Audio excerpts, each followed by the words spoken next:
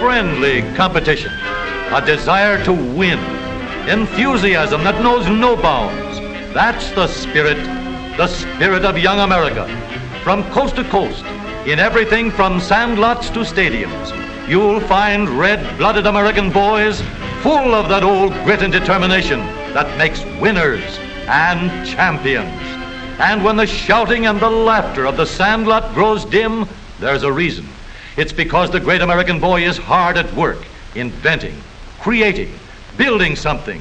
The energy that is forever behind both the competitive sports of youth and the desire to build and create new things is the energy that develops industrious, dependable citizens of tomorrow.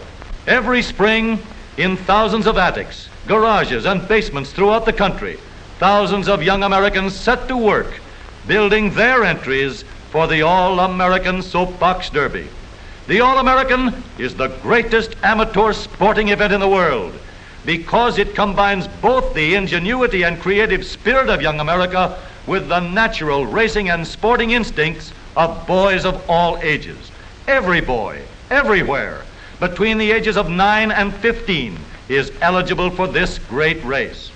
Sponsored jointly by the leading newspapers and America's leading manufacturer of automobiles, local derbies are run in 116 different cities throughout the country. Each of these local champs is already the proud possessor of the M.E. Coyle Trophy. The place? Akron, Ohio. The time? The morning of August 16th. The excitement? The 1936 All-American and International Soapbox Derby Finals. Today, Akron is a city filled to overflowing, with a big welcome for the thousands who have come from every state in the Union to witness the big event. For the racers, first comes registration and entry blanks, then sweaters, shirts, and all the other official regalia. Thousands of spectators are milling about the champions' cars, getting a good close-up look. Every one of these cars represents many long, hard hours of thought and building. In every one can be seen the inventive and creative ingenuity of our American boys. Each entry gets his car weighed in, and an official sticker shows that the car has been checked by the technical committee and complies with all the rules. The medals and trophy awards and other prizes, too, share the limelight. There are 249 of them in all. And here are 116 All-American boys that have won their local derbies and have come to Akron to compete for the coveted title, All-American Soapbox Derby Champion for 1936.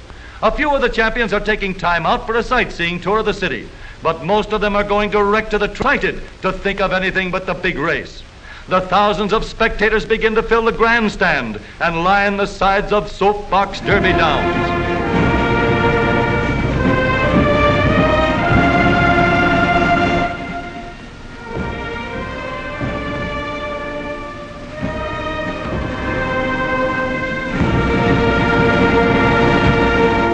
No racetrack in the world is more colorful than this, and yet it's just for boys, all-American boys.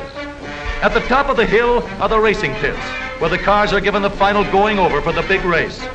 Here they are, all set for the first heat. There will be 39 heats run off first, then the winners of these will be grouped and eliminated until only 5 boys are left. The technical committee stands ready on the bridge. Here they go. Look at those cars travel. It's going to be close. Here's the finish. What a race, but that's only the beginning. From now on, they're going to follow one ride after the other.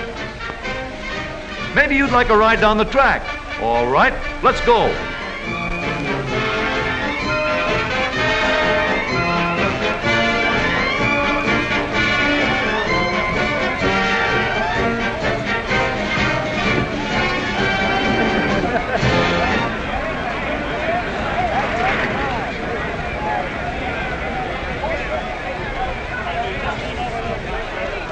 Hey, looks like we got off that one just in time. Guess we'd better stick to the sidelines.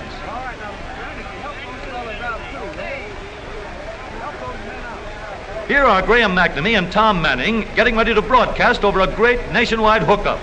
And millions of people all over the country are listening.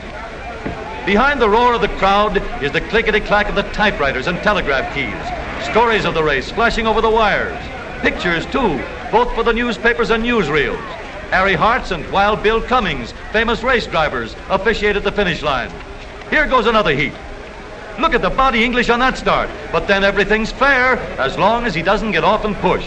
3 boys straining with every muscle, living in 1 minute the climax to all the hopes and ambitions of months of preparation.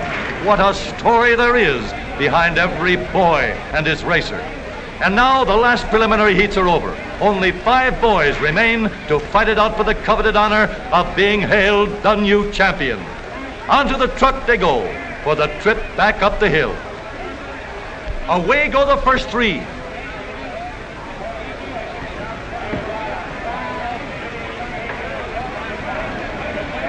Herbert Minch of St. Louis is the winner. And back at the starting point, the other 2 boys get underway. Harold Hansen of White Plains, New York is the other winner. Back at the starting line, Herbert and Harold are ready for the flag. One will be the new All-American Soapbox Derby champion. There they go.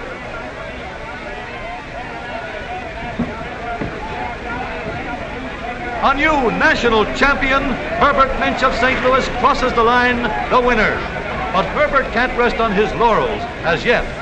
Now both boys go back to the top of the hill and get set for the international race. Racing against the champion from over the ocean, Norman Newman of South Africa.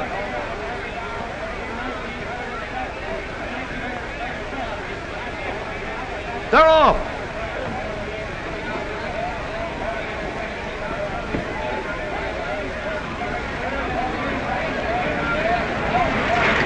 Herbert Minch is first, Harold Hansen second, Norman Newman of Pretoria, South Africa third. Mr. M.E. Coyle presents the first place trophy to the international champion while the other boys look on. As a fitting climax to a great day, there comes the big banquet and awarding of prizes. Here, every boy is a winner. For every driver in the All-American race gets his racing diploma, and among other prizes, a beautiful wristwatch with the Derby emblem embossed on the dial, a constant reminder of this great day in Akron. But the high spot of the banquet is the awarding of the prizes, medals, and trophies to the All-American and international winners. And to you, Herbert Minch, Jr. of St. Louis, it is my pleasure to present to you the first award in the All-American Soapbox Derby, a 4-year scholarship in any state university that you might select. And now to Harold Hansen of White Plains, New York. Harold, I have a letter here which entitles you to get your new car as second prize in the All-American Soapbox Derby. Thank you very much. Harold Hansen also receives the second place trophy for the international race. And to you, Robert Richards of Lima, Ohio, as a third award in the All-American Soapbox Derby, I hand you here a letter in which it entitles you to take, or to receive rather, a standard coach of any color or description. John Tabor of Pittsburgh, Pennsylvania, is awarded the Charles F. Kettering Trophy for the best design car.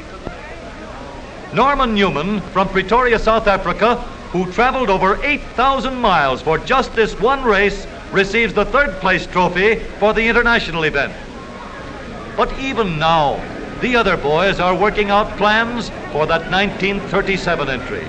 Perhaps a complete change in design, maybe more complete streamlining, or any of many other things a boy's mind can develop. It's a problem, all right, but all American boys, these boys of ours, are just the boys to solve it. The American boy will be hard at work from now until the starting gun is fired in 37. And he'll be in there fighting for all he's worth, fighting with that same old spirit that is building the Americans of tomorrow.